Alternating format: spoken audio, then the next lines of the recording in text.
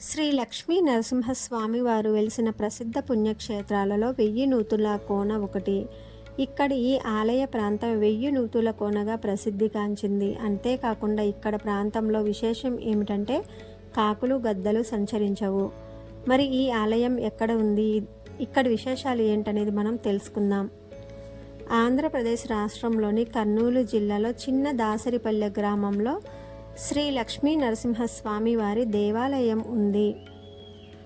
1000 బావులు ఉన్న ప్రదేశం కావడంతో ఈ క్షేత్రం 1000 నూతుల కోనగా ప్రసిద్ధిగాంచింది. 1000 నూతుల కోనలో కాకులు గద్దలు సంచరించవు. దీనికి ఒక పురాణ గాథను చెబుతారు. అదేమిటంటే త్రేతాయుగంలో శ్రీరామచంద్రుడు అరణ్యవాసం చేస్తున్న సమయంలో దండకారణ్యంలోకి ప్రవేశించినప్పుడు సీతాదేవి ఒడిలో తల ఉంచి ఈ ప్రాంతంలో శ్రీరామచంద్రుల వారు సేద తీరారట. కాకాసురుడు పండు అని భ్రమించి సీతాదేవి తొడను ముక్కుతో పొడిచాడట. అది చూసిన శ్రీరామచంద్రుల వారు కోపంతో కాకాసురునిపై బ్రహ్మాస్త్రాన్ని సంధించారట.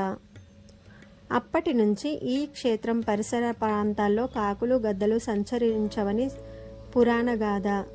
1000 నూతుల కోన క్షేత్రానికి వచ్చి కోనేరులో స్నానం ఆచరించి స్వామివారిని దర్శించుకుంటే కోరిన కోరికలు తీరుతాయని భక్తుల నమ్మకం.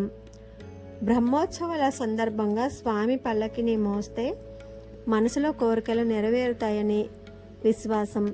ఉత్సవాల రోజు కోనేరులో చక్కెర స్నానం చేస్తే పాపకర్మలు తొలగుతాయని క్షేత్ర మహత్యం చెబుతోంది. అందువల్ల ఈ రోజుల్లో భక్తులు పెద్ద ఎత్తున విచ్చేస్తారు. ఉత్సవాల సందర్భంగా భక్తులకు అన్నదాన కార్యక్రమాలు నిర్వహిస్తారు. విజయనగర సామ్రాజ్య కాలంలో 1000 నూతుల కోన వెలిసినట్లు అక్కడి శాసనాలు వివరిస్తున్నాయి.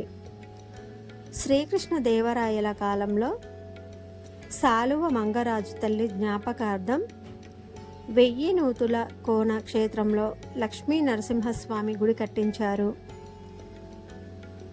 అచ్యుత దేవరాయలు గుడిని సందర్శించి స్వామివారికి ప్రత్యేకమైన పూజలు నిర్వహించి 27 ఎకరాల భూమిని స్వామివారికి మాన్యంగా ఇచ్చారట.